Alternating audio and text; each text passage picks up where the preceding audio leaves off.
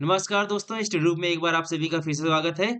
आज का video start करें उसके पहले मैं ये चाहूंगा, जो कल मैंने ये वीडियो बनाया था निफ्टी रिकवर अब ऑल टाइम हाई की तैयारी, उसकी आप ये 1 मिनट की क्लिप देखें। ऑल टाइम हाई को पार करने के लिए अपने को दो चीजें चाहिए। सबसे पहली बात, अपनी इंटरनल ग्रोथ, यानी कि जो क्वार्टरली रिजल्ट आ रहे हैं वो बहुत ही शानदार प्रेस करने पड़ेंगे। दूसरा दूसरा वो तो बहुत ही ज्यादा बूस्टर का काम करेगा, और वो है ट्रम्प के साथ डील।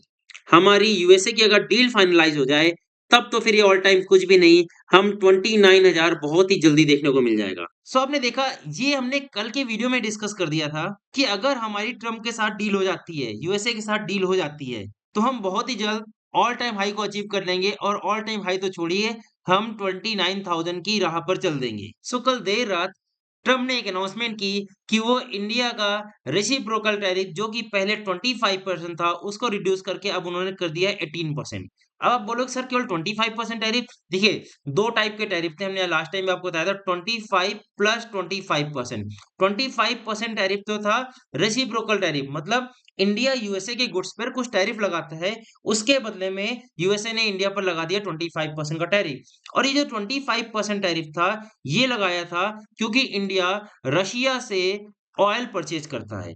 तो सिंस इंडिया ने रशिया से ऑयल परचेज में कमी कर दी है, अब वो ऑयल यूएसए से परचेज करेगा और वेनेजुएला से परचेज करेगा। इस वजह से ये 25% टैरिफ तो पूरी तरह से हटा दिया गया है, और साथ ही साथ जो ये रेसिप्रोकल टैरिफ था, इसको रिड्यूस करके कितना कर दिया है? 18%।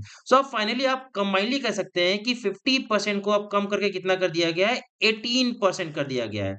और इसी खुशी में हमारे बाजार आज झूम उठे। और शुरुआत की अगर बात कर ली जाए, तो हम लोग ऑल टाइम हाई को भी एक समय को टच कर गए थे। आप देख सकते हैं, ये लास्ट टाइम का ऑल टाइम हाई है, जो कि था 26,373। और आज के दिन की हाई की बात करें, तो ये है 26,341, करीब 30-32 पॉइंट से रह गए, वरना ऑल टाइम हाई आज ही बना देना था। लेकिन लेकिन ये तेजी ज्यादा देर टिकी नहीं। ये बिल्कुल 1 से 2 मिनट के अंदर मार्केट करीब करीब 500 पॉइंट ऊपर से नीचे आ जाती है। टॉप बनाया था करीब करीब आप कह सकते हो 26,300 का, और वहां से 2 से 3 मिनट के अंदर मार्केट पहुंच जाती है 25,800। और पूरे दिन ये 25,700 से लेकर 25,800 के बीच पूरा दिन कारोबार करती रही। और आज के दिन की क्लोजिंग की बात कर ले, तो क्लोजिंग आती है 25,727 पर। तो ये तो था, देखिए, Trump impact, India US trade deal का इम्पैक्ट।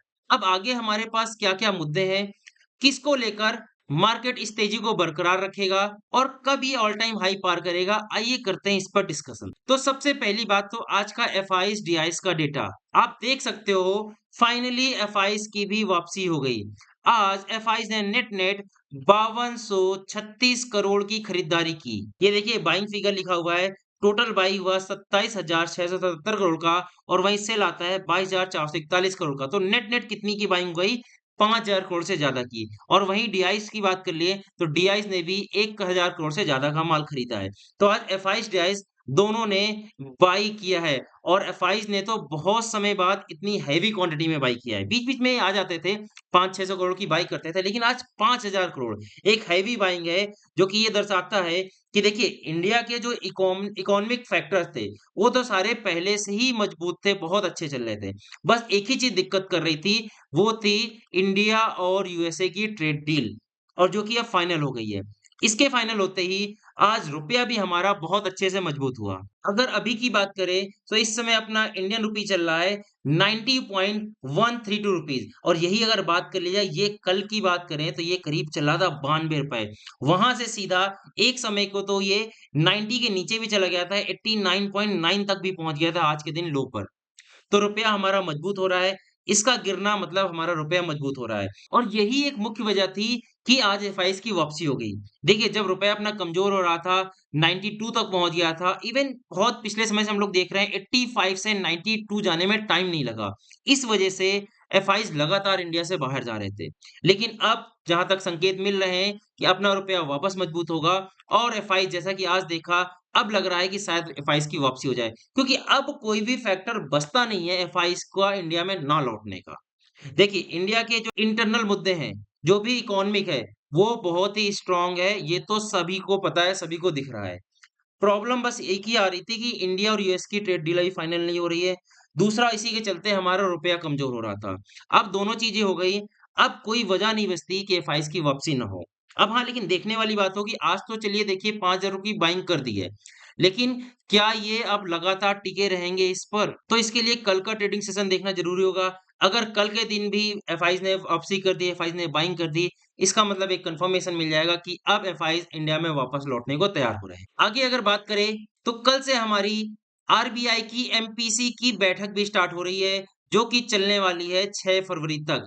6 फरवरी को डिसीजन आएगा कि आरबीआई में इस बार रेट कट होगा या नहीं। लास्ट टाइम जो दिसंबर में एमपीसी की मीटिंग हुई थी, उस पर बात कर ली जाए, तो उस समय 25 बेसिस पॉइंट का कट हुआ था और इस समय जो रेट चल रहा है वो है 5.25% का। तो इस बार रेट कट होगा या नहीं, इस पर भी हमारी मार्केट रिएक्ट करेगी। इस समय की जो हमारे इकोनॉमिक्स है कुछ, उनके पोल के अनुसार बताया जाए, तो इस बार शायद रेट कट ना हो, जो लास्ट टाइम 5.25 था, उसी पर रहने की उम्मीद है। देखिए, आपकी एक्सपेक्टेशन क्या है कि इस बार शायद रेट कट ना हो, उसी पर रहे, और 80% जो इकोनॉमिस्ट हैं, वो ये कह रहे हैं कि शायद रेट कट नहीं होगा। मतलब कि आपकी एक्सपेक्टेशन है कि रेट कट नहीं होगा। तो अगर रेट कट नहीं होता है, तो भी हमारी मार्केट नेगेटिव जाने के चांसेस कम है। क्योंकि जब आपकी एक्सपेक्टेशन ही है कि ऐसा कुछ नहीं होने वाला, रेट कट ऐसा नहीं होना चाहिए या नहीं होगा इस बार, तो इस पर मार्केट नेगेटिव इम्पैक्ट नहीं करेगी। और वहीं कहीं रेट कट हो गया, कहीं इस बार भी 25 बेसिस पॉइंट का रेट कट कर दिया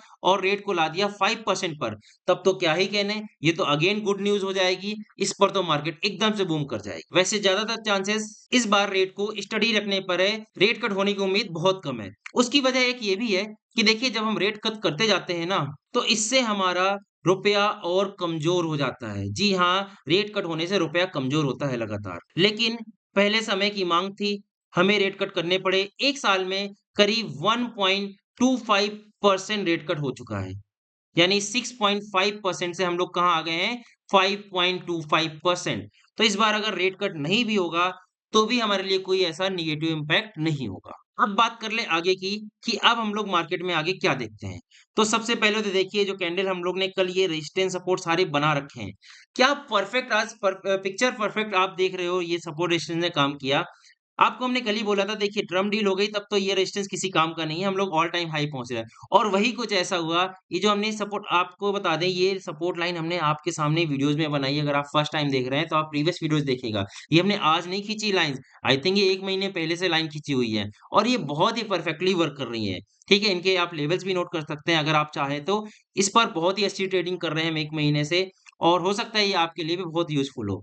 तो देखिए, जो हमने लास्ट टाइम ये लाइन खींची थी, ऑल टाइम हाई, यहीं पर आज मार्केट गई और यहाँ से रिएक्शन लेती है, और ये लाइन भी हमने आपके सामने ही आई थिंक 2 दिन पहले खींची है और यहीं पर मार्केट ने सपोर्ट लिया। ये लेवल है 25,700 के आसपास का, और यहीं पर आज मार्केट ने सपोर्ट ले लिया। अब बात करते हैं कि अब आगे क्या हो सकता है, कल के दिन के सिनेरियोज़ क्या होंगे। तो सबसे पहली बात देखिए, अब मार्केट के सेंटीमेंट तो पूरी तरह से सुधर गए हैं। अब नेगेटिव बेयरिश होने का कोई चांस नहीं बनता। फिर भी कुछ भी, अगर आप कह सकते हो प्रॉफिट बुकिंग आ रही है, कोई भी वजह हो सकती है कि मार्केट नीचे आती है, तो अगला सपोर्ट ये बहुत ही ज़्यादा पास है, जो कि है 25,400 से लेकर 25,500 के बीच का। इवन इसको हम आपको राउंड फिगर और कर दें, 25,000 450 आप कर लीजिए इसको, 25,450 से लेकर 25,550, ये हमारा करेगा सपोर्ट का काम। आज कहाँ है मार्केट? आज है मार्केट करीब-करीब 25,700 पर। तो ज़्यादा दूर नहीं, 200 पॉइंट करीब हम लोग नीचे सपोर्ट पर खड़े हैं। अगर इन केस मार्केट नीचे आती है, तो यहाँ से हर हालत में बाउंस बैक आ जाएगा। यहाँ पर तो हर हालत में सी की पोज़ीशन बनाई जा सकती है, बाई की पोज़ीशन बनाई जा सकती है। दूसरी बात, अगर ये मार्केट नीचे नहीं आती, मार्केट ऊपर ही जाती है, तो ऐसा थोड़ी होगा कि मार्केट ऊपर जा रही है तो एकदम से ऑल टाइम हाई पार कर जाएगी, नहीं, ऐसा नहीं होगा। अगला आपको रेजिस्टेंस ये बीच में देखने को मिलेगा, और वो रेजिस्टेंस आने वाला है आपका, आप कह सकते हो 26,050 से लेकर 26,100 तक का, ये हमारा अगला रेजिस्टेंस का काम करेगा। अगर आप चाहें तो मैं यहाँ पर एक लाइन भी ड्रॉ कर देता हूँ, जो कि आपको अगले दिन काम आएगी। अगले दिन जब हम लोग एनालिसिस कर रहे होंगे, ये आपका एक हल्का-सा रेजिस्टेंस का काम करने वाला है। ये हमने ड्रॉ कर दी है 26,050 के आसपास की लाइन। ये आपका एक रेजिस्टेंस का काम करेगा, रिसेंट रेजिस्टेंस का 1-2 दिन के लिए। इसके बीच में हम लोग ट्रेड करेंगे, जहाँ तक ये मेरी प्रेडिक्शन है, मेरी एनालिसिस है। यहाँ से ऊपर जाएगी मार्केट, इसको कल नहीं क्रॉस करना चाहिए, इसी रेंज में कल हम लोग रह जाएँगे। उसके बाद जब हम इसको क्रॉस करेंगे, तो ये आएगी हमारी सेकंड रेंज, और जब हम इसको पार कर रहे होंगे, तब तो हम ब्लू स्काई ज़ोन पर होंगे, और बिल्कुल अपनी रैली को एन्जॉय कर रहे होंगे। तो अब आप समझ गए होंगे हमें पोज़ीशन किस टाइप से बनानी है। अगर मार्केट नीचे जाती है तो यहाँ से सी की पोज़ीशन इनिशिएट होगी और अगर मार्केट यहाँ पर जाती है तो यहाँ से एक बार रेजिस्टेंस लेकर नीचे आने की कोशिश करेगी। तो यहाँ पर आप पी की पोज़ीशन इनिशिएट कर सकते हो इंट्राडे के लिए और स्कैल्पिंग करने की कोशिश करिएगा। ज़्यादा देर होल्ड मत करिएगा क्योंकि जब भी आप ट्रेंड के अपोज़ में ट्रेड बनाते हो तो उसको ज़्यादा देर होल्ड नहीं करना होता। स्टॉप लॉस लेकर बाहर हो जाना होता है अगर अगर आपके अगेंस्ट में मार्केट चल रही है। और उसके बाद अगर यहाँ से वापस आती है, नीचे वापस सपोर्ट लेती है, तो ये वापस से सी की पोज़ीशन बन रही है। यानी पूरी तरह से हम लोग बुल रन के लिए फिर से तैयार हो गए हैं। देखिए, 1 दिन पहले जब बजट आया था तो मैंने बोला था कि हम लोग बियर ज़ोन में एंट्री कर रहे हैं। लेकिन ये जो यूएसए और इंडिया की डील हुई है, इसने पूरे मार्केट सेंटीमेंट को बिल्कुल बदल कर रख दिया है। अब हम लोग वापस से बुल रन में एंटर कर चुके हैं। और जहाँ तक मेरा प्रेडिक्शन है, ये जो ऑल टाइम हाई आप देख रहे हो 26,300 अभी मैं आपको एनालिसिस मतलब अपना प्रेडिक्शन बता देता हूँ आज की डेट में। फरवरी में हर हालत में ये ऑल टाइम हाई क्रॉस होने वाला है। हर हालत में ये क्रॉस हो जाएगा। फरवरी तो हमने ज़्यादा बोल दिया, अभी बहुत दिन है फरवरी खत्म होने में, 20 दिन बाकी है पूरे। हो सकता है कि ये नेक्स्ट 6 टू 7 ट्रेडिंग डेज़ में ही ये ऑल टाइम हाई क्रॉस हो जाए। और हम लोग नए ऑल टाइम हाई क्या बनाने वाले हैं, ये देखने वाली बात होगी। और इस साल की जो मेरी प्रेडिक्शन है, ना सिर्फ मेरी, जबकि सारे एनालिस्ट बोल रहे हैं कि कम से कम तो हम 29,000 इसी बार 2026 में लगा देंगे। सो 2026 का ऑल टाइम हाई होने वाला है 29,000 के पास, जो कि अगेन ज़्यादा दूर नहीं है। 10 से 12% ही हो रहा है। आप समझ सकते हो 12% अगर निफ्टी नहीं चलेगा तो क्या चलेगा? ये बहुत ही आप कह सकते हो लीस्ट केस हम लोग ने लिया है 12%। कहीं 20% की रैली आ जाएगी तो 32,000 का हाई बन जाएगा। और अगर ये भी बन गया तो अब अचंभे की बात नहीं होगी क्योंकि अब हमारे सामने कोई भी आप कह सकते हो रोड़ा नहीं है, कोई भी अटकन नहीं है। हाँ, ट्रम्प के बारे में कोई नहीं जान जान सकता कब ट्रम्प अपनी बात से पलट जाएँ और वो खेल खराब कर दें। अगर ट्रम्प ने कुछ गड़बड़ नहीं की, तो ये कहना भी कोई बड़ी बात नहीं होगी कि हम 29,000 को पार करके 32,000 के लिए भी हम इसी साल 2026 में बना देंगे, 32,000 को भी टच कर देंगे। तो ये आज हमने 3 फरवरी को ये प्रेडिक्शन किया है इस 2026 ईयर के लिए। लेट्स सी क्या होता है। सो ये थी हमारी आज की एनालिसिस और इस साल के लिए प्रेडिक्शन। अगर हमारी एनालिसिस आपको किसी भी तरह से हेल्पफुल होती है, तो कमेंट सेक्शन में कमेंट करके हमारे चैनल को सपोर्ट करें। मिलते हैं नेक्स्ट वीडियो में, नेक्स्ट लर्निंग वीडियो के साथ। जब तक हँसते रहें, मुस्कुराते रहें। Keep learning, keep investing.